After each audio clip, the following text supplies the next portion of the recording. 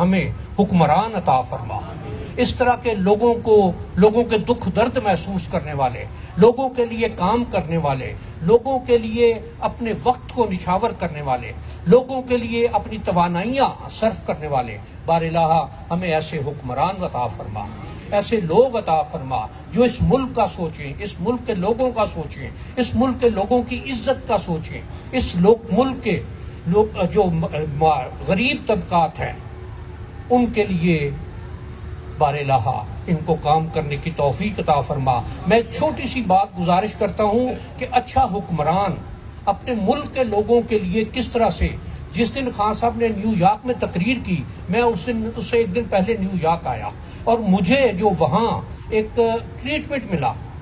سچی بات ہے میں وہاں سوچ رہا تھا کہ میں کیوں آیا، لیکن جب گیا واپس،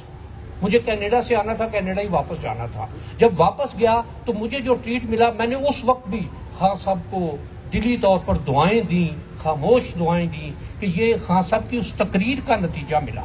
اللہ تعالیٰ انہیں یہ توفیق عطا فرمائے، انہیں اس طرح کے ملک کے لیے، ملک کے لوگوں کے لیے کام کرنے کی توفیق عطا فرمائے۔